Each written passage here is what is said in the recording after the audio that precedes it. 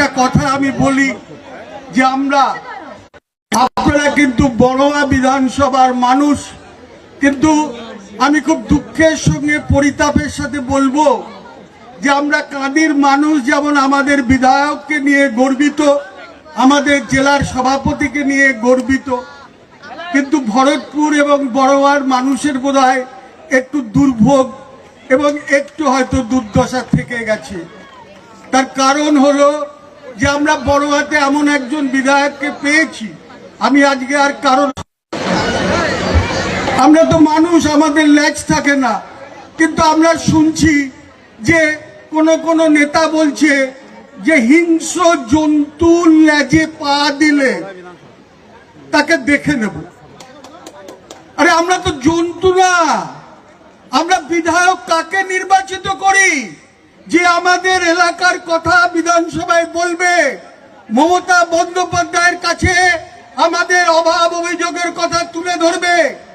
তিনি দাঁড়িয়ে বলবেন যে প্রতি বছর বিধায়ক তহবিল থেকে এলাকার উন্নয়ন তহবিলের জন্য তিনি যে টাকা পান, সেই টাকায় এলাকায় কোথায় কোথায় উন্নয়ন হয়েছে তার তালিকার কথা বলবেন। মানুষের কাছে অভাব অভিযোগের কথা শুনবেন, সেই অভাব অভিযোগের কথা আমাদের নেতা ইউসুফ পাঠানের কাছে পৌঁছে দেবে, অপূর্ব সরকারের কাছে পৌঁছে দেবে। জন্য তিনি প্রতিনিয়ত চেষ্টা করছেন। বন্ধু, সেই চেষ্টা করুন, সেই চেষ্টা করুন। সালারকে পৌরসভায় রূপান্তরিত করুন।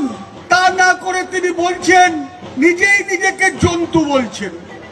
আমরা তাকে জন্তু বলতে চাই না, আমরা তাকে সম্মানীয় বিধায়ক বলতে চাই।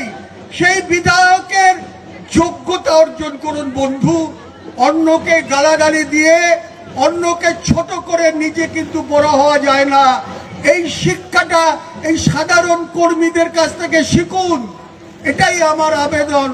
পরিশেষে একটা কথা বলি যে মা দুর্গার কাছে আমরা এই আবেদন করি, মা দুর্গা, তুমি তো অসুর নিধন করতে মরতে ধরা দামে এসেছিলে, দয়া করে ভরতপুর বড়োয়ার এই ওষুধ দুঃখে বিদায় করার জন্য 2026-এ আবার এসো।